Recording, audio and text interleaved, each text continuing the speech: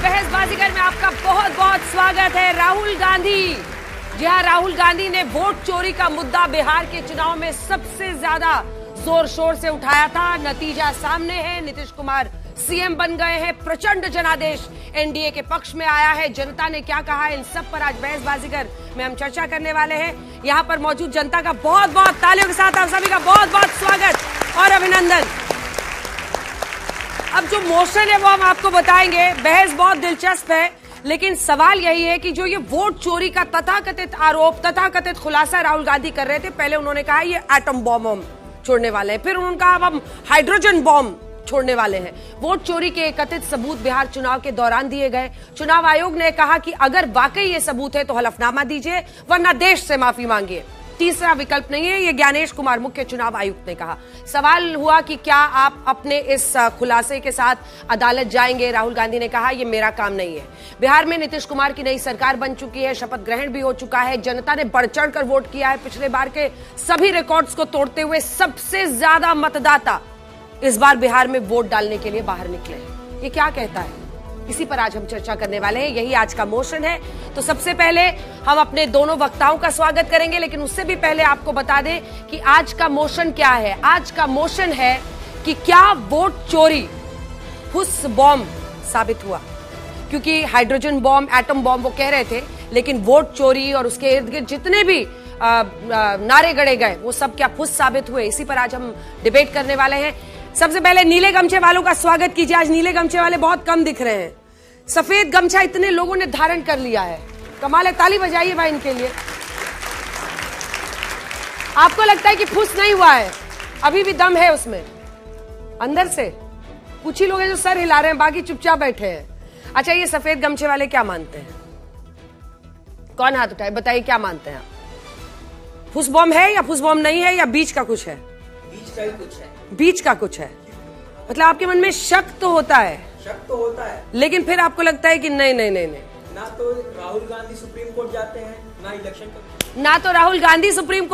ना election commission कुछ उस पर न्यायिक प्रक्रिया हटाता है। दोनों तरफ पे आपको शक है। मैं आऊंगी माइक के साथ, लेकिन सबसे ज्यादा तादाद में मुझे लगता है सफेद वालों को अगर कोई टक्कर दे रहा है तो लाल गमछे वाले, जो ये मानते हैं कि फुस बॉम्ब साबित हुआ है, वोट चोरी फुस बॉम्ब। आपके लिए भी ताली बजा लीजिए, अपने लिए बजा लीजिए। आप दोनों की तरफ से एक एक युवा नेता भी आज चुना जाएगा, जो 45 सेकंड यहां पर आकर बोलेगा, अपनी बात कहेगा, क्योंकि हम ये मानते हैं कि सिर्फ जो तय वक्ता है वही नहीं, अन्य लोगों को भी मौका मिलना चाहिए। तो समय जाया किए बिना ये भी आपको बता दें कि इस डिबेट के दौरान आपका दिल बदले तो आप गमछा बदल सकते हैं, ठीक है? अगर सफेद गमछे वाले कन्विंस होते हैं तो नीला गमछा इधर है, लाल गमछा इधर है। आपके लिए भी है कि अगर आपको लाल गमछा या सफेद लेना हो, न्यूट्रलाइज भी अगर वो कर लेंगे तो उनकी जीत होगी। और ऐसा ही आपके लिए भी, आप सफेद और नीला गमछा दोनों आपका ऑप्शन है। तालियों के साथ मंच पर सबसे पहले स्वागत करते हैं अपने तीनों जजेस का। विनोद अग्निहोत्री वरिष्ठ पत्रकार हमारे साथ जुड़ रहे हैं। सज्जन कुमार पॉलिटिकल एनालिस्ट के तौर पर जुड़ रहे हैं। अरविंद मोहन जी वरिष्ठ पत्रकार हमारे साथ जुड़ रहे हैं। आप तीनों का बहुत बहुत स्वागत है। अब देखिए, ये जो है ना, इसमें विनोद जी तो लगातार ही है, बिहार चुनाव के पहले से, बिहार चुनाव के दौरान और बिहार चुनाव के नतीजों के बाद भी, और आज तक सबसे ज्यादा पूरे देश में देखा गया है। मतलब स्पोर्ट्स चैनल, जीसी, सब जॉनर को पीछे छोड़ते हुए आज तक को सबसे ज्यादा लोगों ने देखा है इस मतगणना के दौरान, सरकार बनने के दौरान। तो दिलचस्प रहेगा कि आप, अरविंद मोहन जी, बहुत इंटरेस्टिंग है ये पूरा मामला। आप तो चुनाव के पहले से थे, आपने कल्पना की थी ऐसा नतीजा आएगा? नहीं, मेरे ख्याल किसी ने नहीं किया था। नहीं, एनडीए वाले से भी पूछे, वो भी करते हैं। 20 साल का इनकम्बेंट अगर कोई हो, हाँ, तो उसके पक्ष में ऐसी हवा नहीं है। खिलाफ तो जाती थी इतनी, लेकिन पक्ष में इस किस्म की हवा अभी तक नहीं आई। महिलाओं के मुंह से आपने नहीं सुना, वो सब चाह रहे थे नीतीश कुमार को और मोदी की सरकार को? मुझे लगता है इस तरह का भेद नहीं करना चाहिए। महिलाओं की वोटिंग ज्यादा हुई है, लेकिन ये भेद करने की जरूरत नहीं है। पूरे बिहार ने वोट दिया। 8-10% वोट बढ़ जाने का मतलब सिर्फ महिला या युवा इस किस्म के वर्गीकरण पर 8% ज्यादा महिलाओं ने वोट किया, तो उनकी ताकत क्यों न पहचानी जाए? इसमें भेद क्या है? 8% वोट, भेद ये है कि उनको कुछ मिल नहीं रहा है। चलिए, जजेस से मैं को सवाल पूछ रही हूँ, उनको आज जज करना है। चलिए, अलग ही डिबेट शुरू हो गई। तालियों के साथ स्वागत करते हैं मंच पर अपने पहले दो वक्ताओं का। तो सबसे पहले एनडीए का पक्ष रखने के लिए तालियों के साथ स्वागत कीजिए सत्य प्रकाश मिश्रा जी हमारे साथ जुड़ रहे हैं, और अनुराग भदौरिया समाजवादी पार्टी के नेता। आप दोनों का बहुत बहुत स्वागत है। दोनों अपनी अपनी पार्टी की तरफ से काफी उत्तेजित होकर बोलते हैं। कई बार तो ऐसा लगता है माइक की जरूरत नहीं, आवाज सीधे घर तक पहुंच जाएगी। दोनों अपनी अपनी टीम की तरफ से जगह ले चुके हैं और अब मंच पर स्वागत करते हैं अपने अगले दो वक्ताओं। तालियों के साथ स्वागत करते हैं अपने अगले दो वक्ताओं का। हमारे साथ आ रहे हैं अरविंद वाजपेयी, प्रवक्ता चिराग पासवान की पार्टी का पेशे से वकील है सुप्रीम कोर्ट में, और हमारे साथ प्रोफेसर राजकुमार राजन जुड़ रहे हैं जो कि आरजेडी के प्रवक्ता हैं। तालियों के साथ दोनों का बहुत बहुत स्वागत है भाई। आइए अपनी अपनी टीम में शामिल हो जाइए। तालियों के साथ स्वागत कीजिए शहजाद पूनावाला, राष्ट्रीय प्रवक्ता भारतीय जनता पार्टी, और साधना भारती, कांग्रेस पार्टी की राष्ट्रीय प्रवक्ता। दोनों अपनी अपनी पार्टी की तरफ से बहुत दमदार तरीके से अपनी अपनी बात रखते हैं और अपनी अपनी पार्टी के लिए टीवी के सिपाही यही हैं, मोर्चा लड़ते हैं। बैठिए मैम। और यहाँ पर शहजाद पूनावाला बैठेंगे। वक्त जाए किए बिना अपने जो हमारे दर्शक है फिर से बता दें, हालांकि अब आप जानते हैं 2-2 मिनट का समय हर वक्ता को मिलता है जिसमें उन्हें कन्विंस करना है। जजेस सवाल पूछ सकते हैं, आप भी सवाल पूछ सकते हैं। 2 युवा नेता होंगे जो 45 सेकंड पर दोनों पक्ष से अपनी अपनी बात रखने के लिए जाएंगे। एक एक सवाल भी हम दोनों तरफ से लेंगे। सबसे पहले स्वागत करते हैं शहजाद पूनावाला और साधना भारती। आइए अपनी अपनी जगह ले लीजिए। और आज का विषय है क्या वोट चोरी फुस बम है, इसी पर चर्चा करना है। 2 मिनट आपको बोलना है, दलील इस मोशन के इर्द गिर्द रखना है। जो रोज वाली डिबेट में बोलते हैं उससे कुछ अलग बोलने की कोशिश कीजिएगा, मतलब मोशन पे रहते हुए।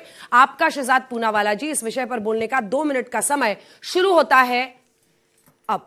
ताउम्र कांग्रेस जेंजी बैठा है, ताउम्र रहेंगे इन डेलुलू, धूल चेहरे पर है लेकिन आईना साफ करना है इनका सोलुलू। चुनाव से पहले घूमने जाएंगे कोलंबिया, जंगल सफारी और होनोलुलु, और फिर विक्टिमहुड कार्ड खेलकर बोलेंगे ECI what did you do. अरे ये ईसीआई का नहीं, ये वोट चोरी का नहीं, ये ट्रूथ चोरी का मामला है, ये संविधान पर सीनाजोरी का मामला है, ये बचाओ परिवार खोरी का मामला है, और ये जनता को मूर्ख समझो की थ्योरी का मामला है। 95 चुनाव हारेगा अपना बेटा और दोष देंगे to Janata and election commission का डेटा। और पी चिदम्बरम ने इस बार तो इलेक्शन कमीशन को नहीं, सीधा बोला जनता ही जिम्मेदार है। महाराष्ट्र में इन्होंने इलेक्शंस पर आरोप लगाए, सुप्रीम कोर्ट ने रिजेक्ट किया। महादेवपुरा में लगाए, हाई कोर्ट ने रिजेक्ट किया। ईवीएम पर 41 बार लगाए, 41 बार कोर्ट्स ने रिजेक्ट किया। आनंद पर सुबह आरोप लगाया और शाम को रिट्रैक्ट किया। ये ईसीआई नहीं, ये ईएमआई नहीं, वो नहीं जो हम भरते हैं। ईएमआई मतलब इमरजेंसी मानसिकता और एंटाइटलमेंट मानसिकता ऑफ इंदिराज ग्रैंडसन है। मतलब कि बिहार में चुनाव हारे तो चुनाव आयोग गड़बड़ है, कर्नाटका में ठीक है, तेलंगाना में ठीक है, झारखंड में ठीक है, जम्मू कश्मीर में ठीक है। अरे बाइपोल जीते अभी राजस्थान में भी और तेलंगाना में, वहां पर भी ठीक है। एसआईआर के ऊपर ये लोग वार करते हैं। भाई एसआईआर प्रॉब्लम है बिहार में, पर एसआईआर की मांग करते हैं महाराष्ट्र में और बोलते हैं एसआईआर होना चाहिए। मतलब एसआईआर महाराष्ट्र में चमत्कार और बिहार में गुनहगार। और बिहार के एसआईआर में एक शिकायत 85,000 बीएलए ने नहीं डाली। और अब तो नई थ्योरी आई है, इस पर जवाब देना। 25,000 वोट प्रीलोड किए गए ईवीएम में। अरे भाई साहब, ईवीएम में 3 से 4,000 वोट ही डलते हैं, फॉर्म 17C साइन होता है, रैंडमाइज होकर वो ईवीएम जो है कहां जाएगा किसी को पता नहीं होता। और वोट चोरी इतना आरोप लगाते हैं, पर खुद के नेता तारिक अनवर, शकील अहमद, मुमताज पटेल, अफाक आलम, रंजीत रंजन मानने को तैयार नहीं। कहते टिकटों की चोरी हुई, वोट की चोरी नहीं। ना हरियाणा में कोई इनके नेता मानते हैं, ना ओमर अब्दुल्ला मानते हैं, ना समाजवादी पार्टी मानती है, ना टीएमसी मानती है। ये केवल और केवल झूठ चोरी है। समय समाप्त हुआ भाई, जबरदस्त बल्लेबाजी की आज ओपनिंग बैट्समैन ने। जेंजी के हिसाब से मतलब आजकल टर्म्स को ट्विस्ट भी किया जा रहा है, हा? मामला गर्म होता चला जा रहा है। साधना जी, हमने आपको देखा है हमेशा टीवी पर एकदम फिरोशियस सिपाही अपनी पार्टी की, आज सामने आप खड़ी हैं। चलिए, आपका इस विषय पर बोलने का 2 मिनट का समय शुरू होता है अब। देखिए, मुझे लगता है जब संसद गूंगी और शासन बहरा होने लगता है और कलम की आजादी पर भी पहरा होने लगता है, तब अंतर आ ही जाता है शब्दों की परिभाषा में। और साधना भारती चाहे जेंजी, युवा और महिलाओं को चिल्लाना पड़ जाता है अंगारों की भाषा में। आज कह रहे हैं जी वोट चोरी को बड़ा बवाल बताया जा रहा है। अरे वोट चोरी सिर्फ कहा नहीं, हमने उसके आंकड़े भी रखे, प्रूफ करके दिखा। और राहुल जी ने जब जब आवाज उठाई, मोदी सरकार को झुकना पड़ा है। आजादी से आज तक राहुल गांधी जी एकमात्र ऐसे नेता हैं जिन्होंने हजारों किलोमीटर की यात्रा जनसंपर्क करते हुए की। उन्होंने जब जातिगत जनगणना का मुद्दा मुखर होकर उठाया, मोदी सरकार को झुकना पड़ा। ये वही मोदी सरकार है जो उत्तर प्रदेश और लोकसभा चुनाव से पूर्व ये कह रहे थे जाकर कि हम जब आएंगे तो जातिगत जनगणना कराएंगे, और जब भावनाएं भड़काकर वोट ले लिया और जब सत्ता में आ गए तो एफिडेविट दे दिया कोर्ट में और कह दिया नहीं जी, जटिल प्रक्रिया है, हम आपके लिए जातिगत जनगणना नहीं करा सकते। और जब राहुल गांधी जी ने सामाजिक न्याय का मुद्दा उठाया, गली गली गांव गांव पैदल पैदल गए, तब जाकर मोदी सरकार को झुकना पड़ा, जातिगत जनगणना की घोषणा करानी पड़ी। और एक बार फिर वोट चोरी पर भी हम कह रहे हैं कि वोट चोर हो तो गद्दी छोड़नी पड़ेगी। लोकतंत्र को लूटतंत्र बनाने का काम इस देश में नहीं चलेगा। यह देश आरएसएस के अहंकारी अरमान से नहीं चलेगा, मनु विधान से नहीं चलेगा। यह देश बाबा साहेब भीमराव अंबेडकर के संविधान से चलेगा। यही सत्यता है, यही सच्चाई है। और इसीलिए हम कह रहे हैं वोट चोरी की बात की जाती है। अरे हम कह रहे हैं चुनाव आयोग, जब बात आती है चुनाव आयोग की, बिहार के चुनाव के बीच में 10,000 रुपए डाले जाते हैं, चुनाव आयोग चुप्पी साध लेता है। रक्त रंजन होता है चुनाव के बीच, तब चुनाव आयोग चुप्पी साध लेता है। आप कह रहे हैं कोर्ट चले जाइए। अरे धारा 16 में परिवर्तन किया गया है 2023 के अनूप बरनवाल जजमेंट के बाद। चुनाव आयोग की प्रक्रिया जो हुई है उसमें धारा 16 में परिवर्तन करके कहा गया है हम चुनाव आयुक्त के खिलाफ कोर्ट नहीं जा सकते। कोर्ट नहीं जा सकते, कोई बात नहीं, जनता की कोर्ट में जाएंगे और वोट चोरों से गद्दी छुड़वाकर दिखाएंगे। जबरदस्त बातिंग भाई, दूसरी तरफ से भी बहुत अच्छा, बहुत अच्छा। लेकिन अभी जनता ने एक मैंडेट दिया है, आपने उसी नोट पर अंत किया। आप दोनों अपनी जगह पर जा सकते हैं। दोनों ही ओपनिंग बैट्समैन ने जबरदस्त बल्लेबाजी की है। मिडिल ऑर्डर को अब बुलाते हैं। सत्यप्रकाश मिश्रा जी, अरविंद वाजपेयी जी, आ जाइए जल्दी से। माफ कीजिएगा, सत्यप्रकाश मिश्रा जी और भदौरिया जी। बाप रे, इतना अजीम गुनाह कर दिया मैंने, अजीम गुनाह है ये, अजीम गुनाह कर दिया है मैंने। अभी इसके लिए आएगा, एक दो टॉन्ट आएगा इधर से। सत्यप्रकाश मिश्रा जी, नीतीश कुमार जी फिर से मुख्यमंत्री बन गए हैं जी। 10वीं बार शपथ ली उन्होंने जी। 20 साल के अंदर 10वीं बार शपथ ली। वाह, हर मौसम में शपथ लेने का रिकॉर्ड है उनके पास, जाड़ा हो तो, गर्मी हो तो, मौसम बरसात का हो, दिन हो रात हो। चलिए सत्यप्रकाश मिश्रा जी, इस विषय पर बोलने का आपका 2 मिनट का समय शुरू होता है अब। देखिए, देश संविधान से ही चलेगा, उसी की मान्यता और उसके धाराओं से चलेगा, ये बात सही है। जो लोग चुनाव में गए, वो जब चुनाव हार गए तो ईवीएम पे पहले उन्होंने अपना ठीकरा फोड़ना शुरू किया। इस देश में ईवीएम पर जब दाल नहीं गली, कार्यकर्ता कांग्रेस के छोड़कर जाने लगे, गठबंधन में उनके उहापोह होने लगे, एक दूसरे को दोषी ठहराने लगे, तो राहुल गांधी को न जाने किस व्यक्ति ने विदेश की धरती से समझाया कि एक ऐसा सिगुफा छोड़ो कि तुम अपना चेहरा हार में बचाते रहो और जनता को समझाते रहो कि देखो तुम्हारा वोट चोरी हो गया है। वो वोट चोरी पहले तो वहां से शुरू किया, कर्नाटक में उन्हीं की सरकार, उन्हीं की सीट जीती गई, वहां से लेके आ गए पावर पॉइंट प्रेजेंटेशन। उसी से उनको लगा किसी ने पावर बनाने का सपना छोड़ दिया। कभी वो हाइड्रोजन बम, कभी नाइट्रोजन बम, ये कहते रहे। एक सवाल है कि जब जनता ने जनतंत्र में बढ़ चढ़कर मतदान में हिस्सा लिया हो और उसको ये समझाने की कोशिश कांग्रेस के नेता कर रहे हो कि तुम्हारा वोट चोरी हो गया और जनता ने उनको वोट ही नहीं दिया, तो उस पर हंसते कि क्या बकवास है। इसीलिए उनका वोट चोरी बम जो है वो फुस क्यों निकला, क्योंकि बिहार में उन्होंने एक यात्रा की, वोट चोरी की, वहां चुनाव था तो वहां यात्रा की कि शायद यहां के जनता को बरगला सके। 90 के बाद उनकी कभी कोई सरकार 89 के बाद बिहार में बनी नहीं है, 3 सीटों पे 2010 में आ गई थी। तो आप यदि सिगुफा छोड़कर, झूठ बोलकर लोकसभा चुनाव के पहले कहते रहे कि भारतीय जनता पार्टी आएगी तो संविधान खतरे में है, संविधान बदल देंगे, बदला कुछ नहीं। उसके बाद उन्होंने फिरका आरक्षण खत्म कर देंगे, तो झूठ के बादल से लोकतंत्र में उम्मीदों की बारिश नहीं होती। इसीलिए ये वोट चोरी बम बिहार के चुनाव में फुस बम निकला और कांग्रेस को 6 सीटों पर ले आया है। अगर राहुल गांधी अपने ये वोट चोरी बम बम बम में सुधरे नहीं, तो एक सवाल है उनसे मेरा कि क्या आपके दिमाग का बैटरी चोरी हो गया है जो ये वोट चोरी की यात्रा पे निकल पड़े हैं। इतनी ही बात हमें कहनी है, वोट चोरी बम उनका फुस बम निकल चुका है। आगे समय समाप्त हुआ। हमला सीधा हो रहा है, हमला सीधा हो रहा है। अनुराग भदौरिया जी, इस विषय पर जवाब भी मिलेगा। हाँ, 2 मिनट का समय, उसी में बोलना है। 2 मिनट का समय। पता नहीं ये इनका कपड़ा आजकल बदलता चला जा रहा है, इस पर भी बड़ी चर्चा हो रही है। आपका इस विषय पर बोलने का 2 मिनट का समय शुरू होता है अब। कमाल की बात है, भारतीय जनता पार्टी का विकास तभी दिखाई देता है जब चुनाव आ जाता है। बिहार में चुनाव आया तो उनको महिलाएं याद आ गई, उनको महिलाओं को 10,000 रुपए देने का याद आया। 20 साल से सरकार है, कोई याद नहीं आई महिलाओं की। चुनाव के वक्त आप 10,000 रुपए देते हो, उसके बाद आप दोगे कि नहीं दोगे कोई गारंटी नहीं है, क्योंकि आपने इस तरह के वादा 2014 में भी इस देश के साथ किया था कि हम आएंगे 2 करोड़ रोजगार देंगे, हम आएंगे सबके अकाउंट में 15 लाख रुपए पहुंचेंगे। क्या पहुंच गया?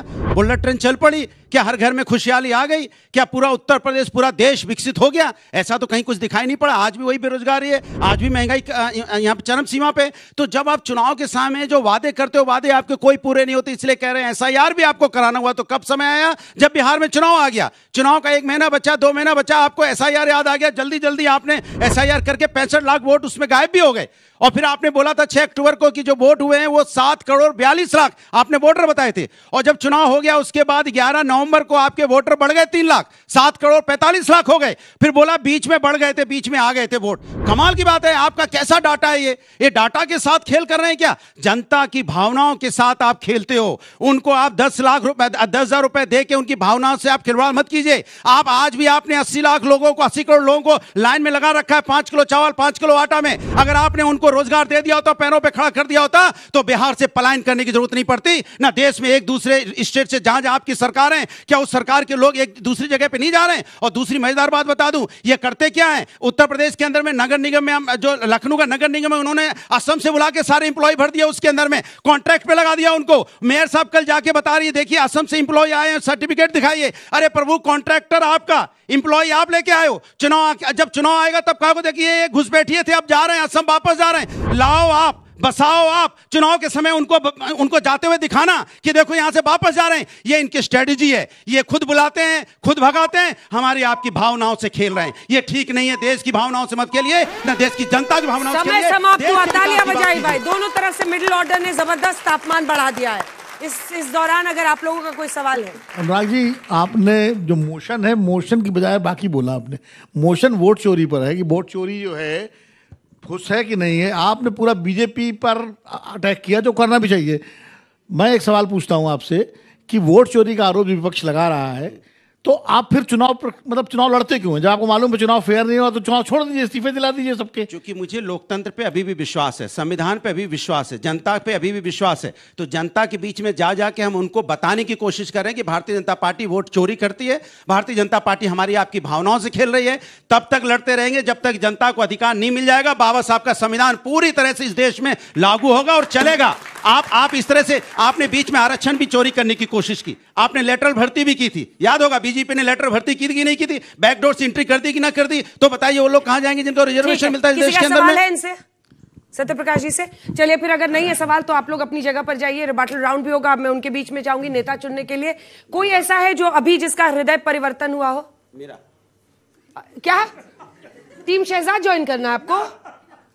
तो फिर क्या परिवर्तन आपका हृदय हो रहा है? आपका हृदय इधर से उधर बहुत हो रहा है। बताइए किसी को नहीं? सब डटे हुए अपनी जगह पे। बदलना है आपको? कौन सा गमछा लेना? आइए लीजिए। लाल आइए। एक को आपने, और आपको लाल से सफेद। अच्छा ठीक है, एक न्यूट्रलाइज हुई है और एक रेड हो गई है व्हाइट से। चलिए अभी तक तो लग रहा है कि टीम शहजाद जो है सो आगे चल रही है। 2 हैं और एक उधर उन्होंने सफेद गमछा ले लिया। अब आपके बीच में आती हूँ और 2 युवा नेता, हमारी कोशिश होती है कि दोनों पक्षों से कौन बोलेगा आप में से? आप आइए, लीजिए टोपी। क्या आप बोलना चाहती हैं?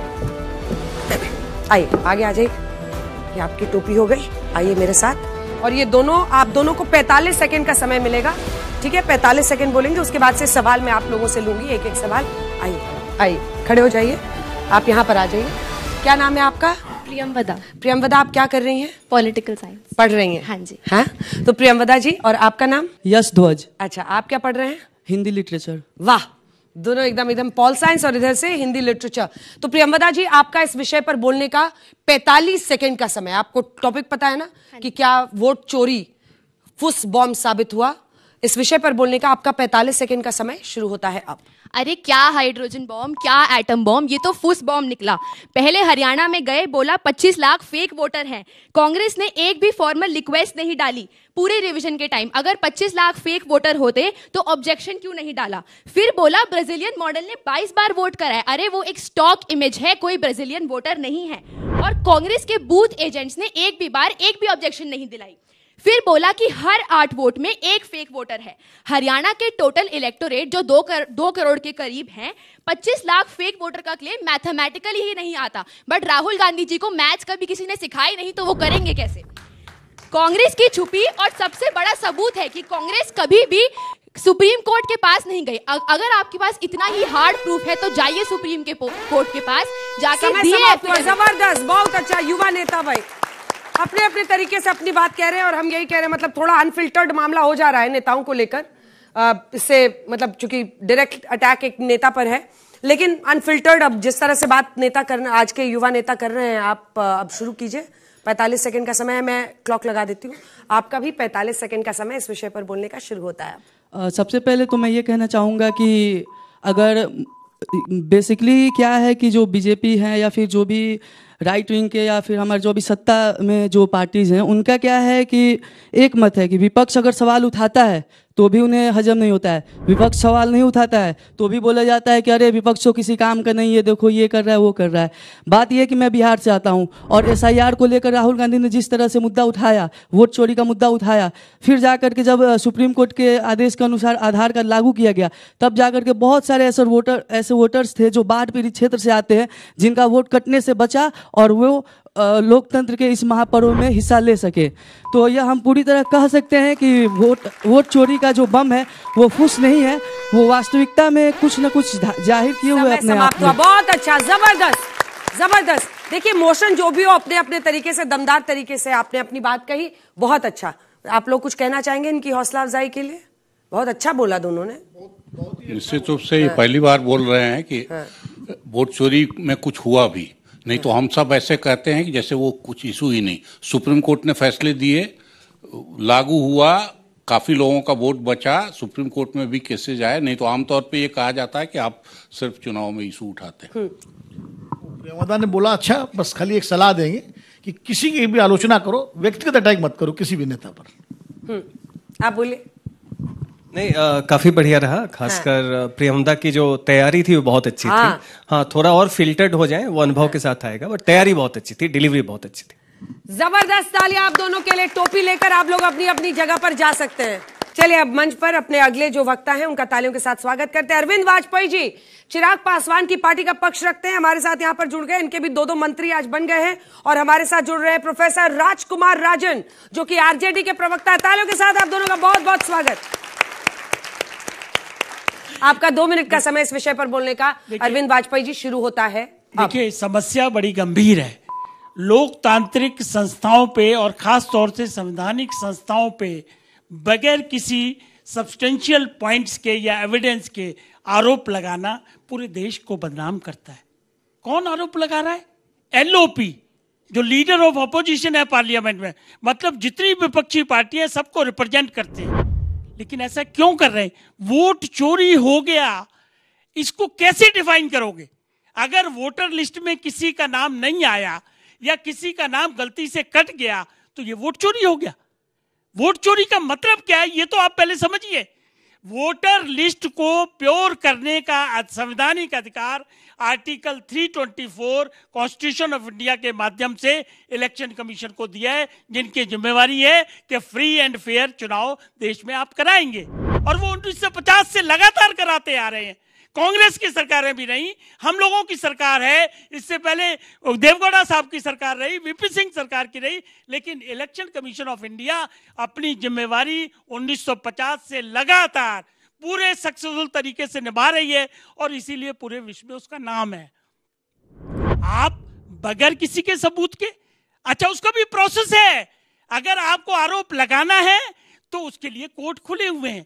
SIR को इन्होंने चैलेंज किया सुप्रीम कोर्ट ने, सुप्रीम कोर्ट ने SIR बंद नहीं किया।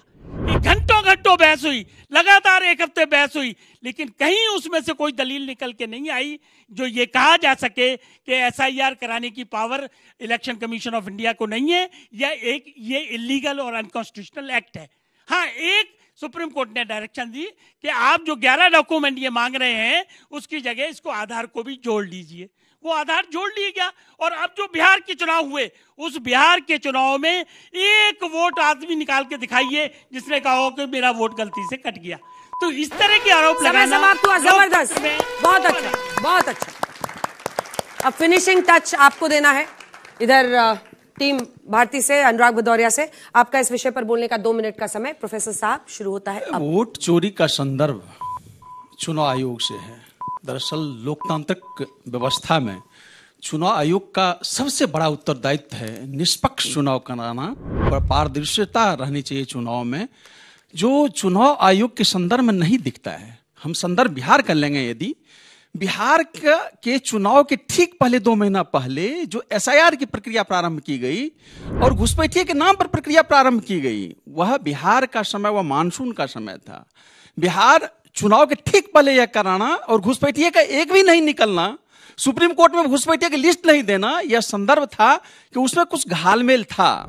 उसके बाद चुनाव आयोग का जो अधिकार है, जो कर्तव्य है, जो जनता के प्रति जो जिम्मेदारी है, चुनाव के बीच में जिस तरह से 1 करोड़ महिलाओं को, देखिए जब चुनाव घोषणाएं हुई ठीक 1 दिन पहले सरकार ने निर्णय लिया, उसके अगले दिन चुनाव की घोषणाएं हो जाती है और चुनाव के बीच में हर फ्राइडे को 10-10, 20-20 लाख महिलाओं को जिस तरह से 10-10 हजार रुपये दिए गए, या चुनाव आयोग को उस पर हस्तक्षेप करना चाहिए, चुनाव आयोग को रोकना चाहिए, लेकिन चुनाव आयोग नहीं रोका।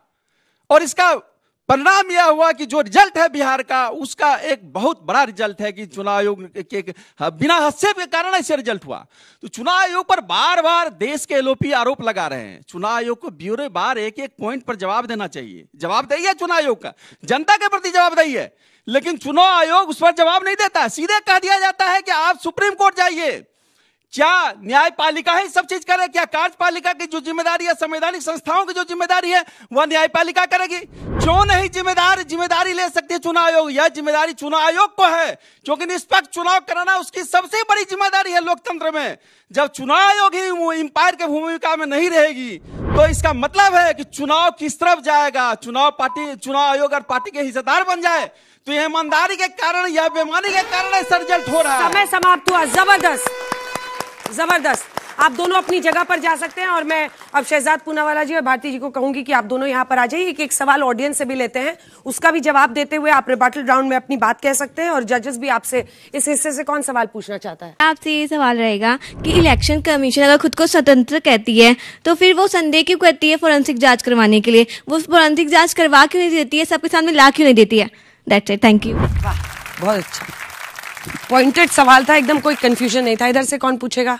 सर, आपने बात करी इलेक्शन चोरी की, और जैसा कि आपने कहा कि क्योंकि कर्नाटका में ये लोग जीत गए, उन्होंने ये मुद्दा नहीं उठाया। Sir, to remind you of the very first press conference done by Rahul Gandhi, उन्होंने बात करी है अलंद जिले की कर्नाटका में, जिसमें वोट डिलीशन हुआ है। सूर्यकांत, जो कि कर्नाटका के व्यक्ति हैं भी नहीं, उन्होंने 12 वोटर डिलीट करे हैं 14 मिनट में। मिसयूज ऑफ फॉर्म 6 हुआ है। 33,652 लोग, शकुन रानी जो कि 70 साल की हैं, उन्होंने डबल वोटिंग करी है। दूसरी बात, आप शायद ओबरी गांव की बात भूल गए हैं, जिसकी ग्राउंड रिपोर्ट हमारे पास है, जहां पे पुलिस आई है बायोमेट्रिक मशीन लेके और उसने सारे मुसलमानों के वोट इनवैलिड डिक्लेयर करे हैं। जवाब लेते हैं। इधर लाल वाले गमछे से कोई? जी, मेरा प्रश्न ये है कि अगर EVM हैक हो जाते हैं तो इलेक्शन उससे क्यों अभी तक कंडक्ट होते हैं? मेरा सिंपली ये सवाल है। और दूसरा, राहुल गांधी जी ये जो एविडेंस है इसे क्लेम्स में क्यों कन्वर्ट करें? सीधा सुप्रीम कोर्ट जाए, वहां पे बोलिए। कोर्ट में क्यों नहीं जाते हैं? मतलब जो लीगल तरीका है उसको क्यों नहीं अपनाते? चलिए, आप लोगों का कोई सवाल इन दोनों से? चुनाव के पहले ED एक्टिव हो जाता है और 11 साल में एक भी करप्शन का केस ED नहीं साबित कर सका। चुनाव के बाद चुनाव आयोग पर विपक्ष हावी हो जाता है, एक मामला उधर से नहीं आया। ये खेल क्या है? ये मिली जुली कुछ, जबकि हम जानते हैं कि करप्शन भी हो रहा है और चुनाव में गड़बड़ की जो इशू उठाए जा रहे हैं वो भी सीरियस है, सजन कुमार, लेकिन रिजल्ट कुछ नहीं आ रहा है। देखिए, मेरा ये है कि अभी जो बहस है वो बहुत ही मैंडेट क्लियर है कि SIR वोट चोरी पे हो, लेकिन इसमें बहुत ज्यादा डाइग्रेशन है। जैसे साधना जी ने ही यहाँ पे कास्ट सेंसस की बात की, सोशल जस्टिस की बात की, डेमोक्रेसी की बात की, तो उससे होता क्या है ना, बहस बहुत ही एक फोकस नहीं रहता है। तो बस इतना आग्रह है कि इसको स्पेसिफिक इस इशू पे रखें तो हमें काफी सहूलियत होगी। छोटे बम को बड़े बम से खत्म कर दिया जाता है। ये बम है, इससे ज्यादा बड़ा बम चुनाव और सरकार है। साधना जी से मेरा है कि देखिए हर चुनाव में जब कांग्रेस पार्टी हारती है तो ये कहती है कि चुनाव जो है इलेक्शन फेयर नहीं हुए, चुनाव आयोग जो है वो निष्पक्ष नहीं है। तो जब आपको चुनाव आयोग पर अविश्वास है तो क्या पार्टी सोच रही है कि चुनाव आगे लड़ेगी या नहीं लड़ेगी? एक बार तय कर लेना। मतलब आप खेल भी खेलेंगे और खेल में कहेंगे अंपायर रेफरी बेईमान है, तो दोनों चीजें तो नहीं चलेंगी ना। ठीक है, तो आपका इसका जवाब होगा 1 मिनट का समय। आपने प्रश्न सुन लिया था आपका। शहजाद पूनावाला जी, 1 मिनट का रिबटल राउंड का समय शुरू होता है। यही होता है। अभी बेटी ने कहा कि आलंद में 6000 वोट डिलीट हुए, नहीं डिलीट नहीं हुए थे वोट। राहुल गांधी ने माना कि अटेम्प्ट टू डिलीट था। शकुन रानी ने 2 बार वोट नहीं किया था, ये आज तक पर भी क्लैरिफाई हुआ। आपने कहा कि ईसीआई स्वतंत्र जांच क्यों नहीं करवाने देता है। सुप्रीम कोर्ट में ईवीएम का मामला गया, सुप्रीम कोर्ट में महाराष्ट्र का मामला गया, सुप्रीम कोर्ट में महादेवपुरा का मामला गया और सब जगह से सुप्रीम कोर्ट ने इनके आरोपों को खारिज किया। ये आंबेडकरवादी ऐसे हैं, 2 बार चुनाव हराते हैं आंबेडकर जी को, भारत रत्न से वंचित रखते हैं, आंबेडकर आंबेडकर चिल्लाते हैं। भूमाफिया भी समाजवादी पार्टी ने बोला था, पर आंबेडकर जी की व्यवस्था जो सुप्रीम कोर्ट की है उसको मानने को तैयार नहीं है। एसआईआर पर जो है ये बोलते हैं कि हमें एसआईआर से दिक्कत है, पर महाराष्ट्र में यही लोग महाराष्ट्र में चुनाव से पहले एसआईआर की मांग करते हैं। और देखिए इन्होंने कहा कि ये मोशन पर कम बोलते हैं, ये वैसे कमोशन वाले ही ज्यादा है। ये कमोशन वाले इसलिए ज्यादा है क्योंकि समाजवादी पार्टी का एक बाइट वाला नेता होता है, बाइट वाला नेता बोलता है राहुल जिम्मेदार है। टीएमसी का बाइट वाला नेता बोलता है राहुल जिम्मेदार है, और डिबेट वाला नेता आकर बोलता है कि राहुल जिम्मेदार नहीं है, इलेक्शन कमीशन जिम्मेदार है। अरे भाई कहना क्या चाहता है? उन्होंने कहा हमने प्रूव कर दिया। 25,000 वोट कैसे प्रीलोड होते उस ईवीएम में जहां पर 3,000 वोट डिलीट हो सकते हैं या डल सकते हैं, उसका जवाब साधना जी स्पेसिफिक दे। समय समाप्त हुआ। जबरदस्त रिबटल राउंड में भी अभी पूरा जोर है। भारती जी, आपका रिबटल राउंड का जो 2 प्रश्न थे इनके भी और उस बच्चे के, वो भी शामिल कीजिए इसमें। 1 मिनट का समय शुरू होता है। देखिए, सबसे पहली बात कही कि कोर्ट क्यों नहीं जाते। मैंने बताया कि अनूप बरनवाल केस में जो जजमेंट आई सुप्रीम कोर्ट की, उसमें साफ कहा गया कि भाई आप जो उसके अंदर एक ये बना दिया गया, धारा 16 में परिवर्तन किया गया कि भाई सुप्रीम कोर्ट हम जा ही नहीं सकते, चुनाव आयोग के खिलाफ हम कहीं कोर्ट ही नहीं जा सकते उनके किसी भी एक्शन के खिलाफ, तो हम कोर्ट कैसे जाए। दूसरी बात, 1 मिनट, दूसरी बात, जब हम कोर्ट जा ही नहीं सकते, जब धारा 16 में आप परिवर्तन कर देंगे, कानून के तहत ही आप बदलाव कर देंगे, तो हम कानून का सहारा कैसे लेंगे। पहली बात ये। दूसरी बात, इन्होंने कहा सुप्रीम कोर्ट की बात कही। अरे सुप्रीम कोर्ट ने तो कहा था कि भाई आप जो मुख्य न्यायाधीश है उन्हें भी चयन प्रक्रिया में रखिए, पारदर्शी होनी चाहिए चुनाव आयोग की जो चयन प्रक्रिया है, तो आपने क्यों उसको बदलने का काम किया।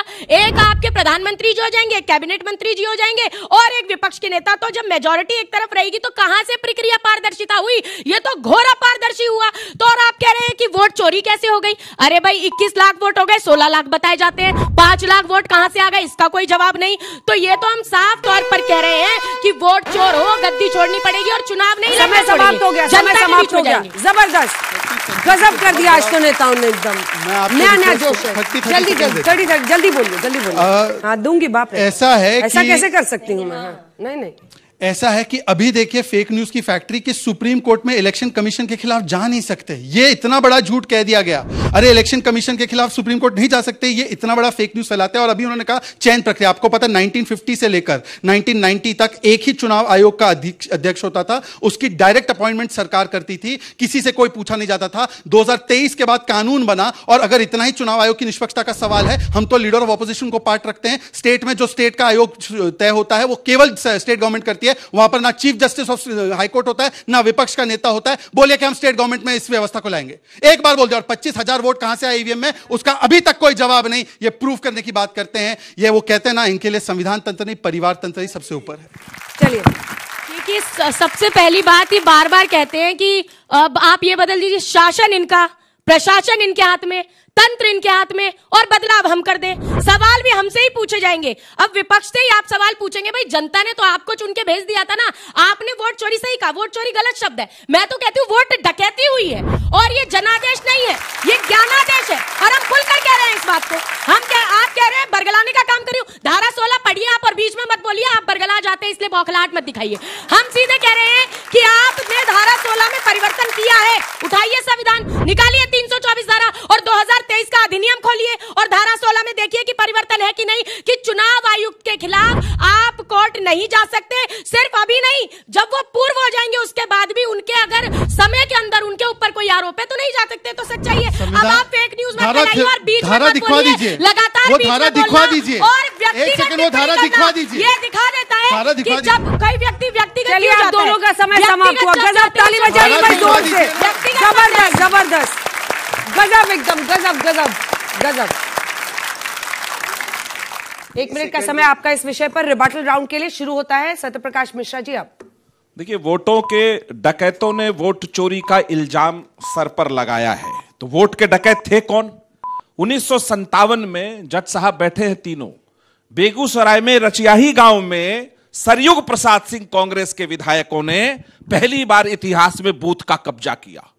तो समझिए, जो बैलेट से जीतते रहे थे वो ईवीएम पर ठीकरा फोड़ है, क्योंकि बैलेट से तो वो जीत जाते थे वोट चोरी करके, वोट डकैती करके। 90 तक बैलेट से चुनाव हुआ। जब ईवीएम इस देश में पहली बार आया तो लालू प्रसाद यादव जी खड़े हो गए ईवीएम के खिलाफ कि नहीं ईवीएम से नहीं होगा, क्योंकि बैलेट पे कब्जा कर लेते थे। कहते थे इससे तो जिन्न निकलेगा बूथ से। जब ईवीएम पे दाल नहीं गरी कि ईवीएम हैक कर लेते हैं, चुनाव आयोग ने कहा आइए हैक करिए महोदय, करके दिखाइए, कुछ तो करिए, सब फुस निकले।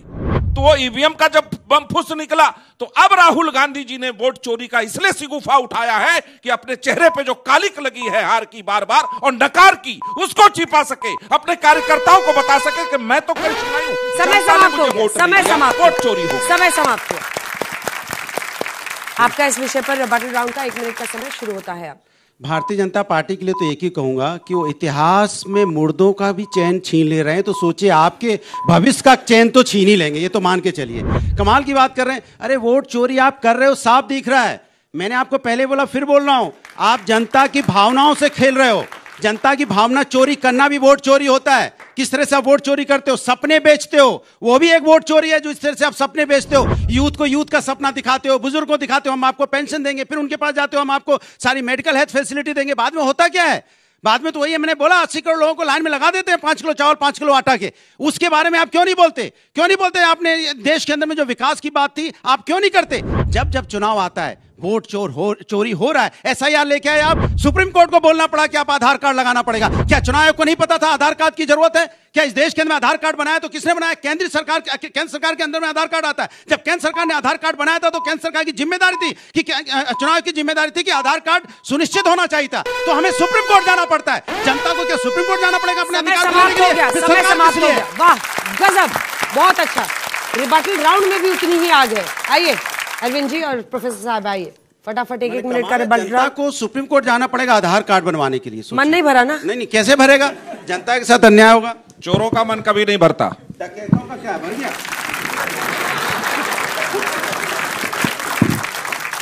घर में भी ऐसे ही बात करते हैं आप लोग? आप बच्चों का वोकैबुलरी ना ऐसा हो जाए। चलिए, कोई सवाल जो अगर आप लोगों का हो इन दोनों से। अंतिम दौर की तरफ पहुंच रहे हैं। उतारने वाले थोड़ी देर नहीं, ये अपने आरजेडी के जो है प्रोफेसर साहब ये बताइए कि वोट चोरी का मुद्दा राहुल गांधी ने उठाया, लेकिन तेजस्वी यादव ने उससे दूरी क्यों बना ली थी? चलिए, रिबटल राउंड में जो सवाल उन्होंने आपसे पूछा है, किसी का इनसे कोई सवाल हो? नहीं, एक प्रोफेसर साहब से। प्रोफेसर साहब, ये थोड़ा गोलपोस्ट शिफ्ट हो रहा है। वोट चोरी अब फ्रीबीज से लेके जितने भी वायदे हैं, जितने भी वेलफेयर स्कीम है, हर चीज को अगर वोट चोरी से जोड़ देंगे तो फिर एसआईआर का मुद्दा जो है वो अपनी धार खो देगा। आपका समय शुरू होता है। देखिए, वोट चोरी तो कहीं किसी तरीके से कोई भी प्रीमा फेसाई भी प्रूव नहीं कर पाया। सुप्रीम कोर्ट में मैटर अभी भी पेंडिंग है। लेकिन बूथ कैप्चरिंग हुआ करती थी, वो उसके हम भी गवाह हैं। और बूथ कैप्चरिंग जब हुआ करती थी तो उस जमाने में फैक्स होती थी। बिहार से बूथ लुटा, फला बूथ नंबर लौट गया, हमने फैक्स पे नोट किया, हम इलेक्शन कमीशन गए और वहां से इलेक्शन को काउंटर माइंड कराया करते थे। वो दौर हमने देखा है। आज के जो बिहार में चुनाव हुआ, एक पोलिंग बूथ पे रीपोलिंग के ऑर्डर नहीं हुए। तो ये कामयाबी है इलेक्शन कमीशन। कहने को आप कुछ भी कहते रहिए, लेकिन जो प्रक्रिया है, जो सिस्टम है भारत के संविधान का, जुडिशरी है, एग्जीक्यूटिव है, तो पार्लियामेंट है, तो जुडिशरी में जाओगे ना आप। और मैं फिर वही बात कहता हूं कि जुडिशरी में मामला पेंडिंग है। अगर वोट जो आदमी मर गए उनके वोट कट गए तो क्या गुनाह हो गया? जिन आदमियों के रेपुटेशन एड्रेस हैं, अगर उनके वोट कट गए तो क्या गुनाह हो गया? इरेगुलरिटीज होती हैं, इसीलिए इनबिल्ट सिस्टम है। फॉर्म 7 है, फॉर्म 8 है, डिलीट कराने के लिए, ऐड कराने के लिए।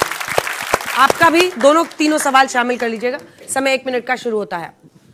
वोट चोरी का देखिए, बहुत बड़े वोट चोरी का जो आधार है चुनाव आयोग से जुड़ा हुआ। पहली बार भी मैंने कहा था, वोट चोरी के विभिन्न चरण हैं। उन चरणों में सबसे पहले चरण एसआईआर की प्रक्रिया में हुआ, जो इन्होंने हमारे जज साहब ने प्रश्न किया। वोट चोरी का संदर्भ तो वहीं से जुड़ा हुआ था। आधार कार्ड जो सामान्य व्यक्ति के पास होता है, जो भारत सरकार ने बना दिया, उसको आधार कार्ड में नहीं जोड़ते हैं। वो उस आधार कार्ड को जुर्माने के क्रम में हमको 2 महीने तक लगातार सुप्रीम कोर्ट में जूझना पड़ा और अंत में सुप्रीम कोर्ट जो निर्णय दिया उसको मानना पड़ा। आधार कार्ड के संदर्भ में यह जरूरी है कि ऐसे वैध जो मान्यताएं कागजात उसको जोड़ना चाहिए। बाद में जाकर बिहार में बहुत सारे वोटरों का नाम उसमें जुड़े। दूसरा संदर्भ, जब यह कहते हैं कि बैलेट पेपर से डकैती होती थी, चोरी होती थी, क्या 1995 में जब TN सेशन थे चुनाव आयोग, बिहार में चुनाव हुआ था, लालू प्रसाद जी, माननीय लालू प्रसाद जी को, राष्ट्रीय जनता दल को, आरजेडी को पूर्ण बहुमत आया था, सबसे बड़ा बहुमत उसमें आया था। और जीत की बात करते हैं, वाकई जीत निकला था। समय समाप्त हो गया, समय समाप्त हो गया। बहुत अच्छा, आप दोनों जाइए, वोटिंग की घड़ी शुरू हो रही है। अब आप लोग फटाफट QR कोड स्कैन कीजिए, आपकी सीट के सामने मौजूद है और आप दोनों मतलब मोशन के पक्ष में, उसके खिलाफ या फिर कह नहीं सकते, तीनों पर वोट कर सकते हैं। इस बीच जजेस को टाइम मिल गया है, वो आपस में बातचीत कर रहे हैं कि आज का बहस बाजीगर इन 6 वक्ताओं में से किसने सबसे दमदार अंदाज में, सबसे ज्यादा फैक्ट्स के साथ मोशन पर रहकर अपनी बात कही है। अगर हमारे तमाम दर्शक जो घर पर इस वक्त मौजूद हैं, आप भी QR कोड स्कैन करके अपना वोट डाल सकते हैं और आप भी इस वोटिंग में हिस्सा ले सकते हैं। आज का मोशन है, क्या वोट चोरी फुस बम है? चलिए, वोटिंग का 60 सेकंड का आपका समय शुरू होता है अब, क्योंकि इस मोशन पर अगर आप मानते हैं कि फुस बम साबित हुआ है, विपक्ष जो मुद्दा उठा रहा था वो नहीं चला इस बार चुनाव में, जनता ने एनडीए की सरकार को चुना, तो आप वोट कर सकते हैं हाँ पर। अगर आपको लगता है कि नहीं, ये मुद्दा आज भी रेलेवेंट है, नहीं पे, कह नहीं सकते वाले कह नहीं सकते पे वोट कर सकते हैं।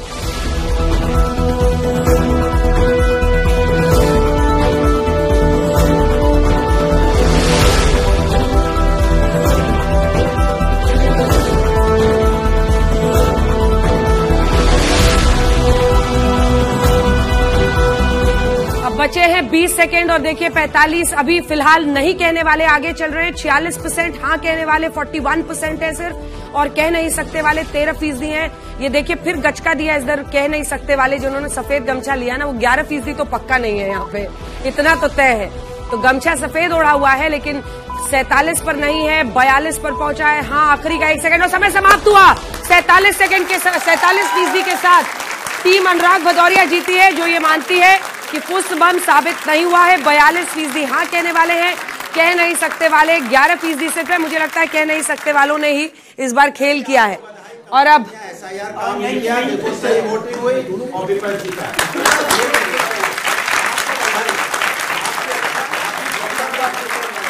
अनुराग भदौरिया जी के पास माइक नहीं है, लेकिन फिर भी वो जो बोल रहे हैं हम आपको बता दे रहे हैं, वो हमें बधाई दे रहे हैं। लेकिन हमने इनसे बार बार कहा है कि इनके सर्टिफिकेट की हमें जरूरत नहीं है। हमारे दर्शक जो हमारे साथ जुड़ते हैं वही हमारा सर्टिफिकेट है। किसी राजनीतिक पार्टी से जिस दिन सर्टिफिकेट मिलने लगे उस दिन समझिए कि कुछ गलत आप कर रहे हैं। चलिए, एक दर्शक बहसबाजीगर आज का कौन है? 6 पार्टिसिपेंट्स में सबसे अच्छा किसने में काफी हम लोगों में मशक्कत हुई है और एक राय पर है कि वाजपेयी जी जो है उन्होंने बड़ा फोकस्ड रखा अपना पूरा स्पीच, रिटॉरिक्स न कह के उन्होंने पॉइंट्स दिए। तो एक तो वाजपेयी जी और दूसरा अरविंद जी का कहना है कि चूंकि साधना भारती ने भी अपनी बात बड़े पावरफुल तरीके से रखी तो उनको अपनी ओर कर लिया, तो उनका कहना है तो भाई हम तो चाहते हैं दोनों को इस बार दे दें जैसे पिछली बार ज्वाइंट किया था एक बार। ठीक है, तो बहुत बहुत बधाई आप दोनों को, बहुत बहुत बधाई अरविंद वाजपेयी जी और भारती जी, बहुत बहुत। इसी के साथ बहसबाजीगर में आज के लिए इतना ही। अगले शनिवार आपसे फिर होगी मुलाकात। देश दुनिया की बाकी खबरों के लिए देखते रहिए आज तक।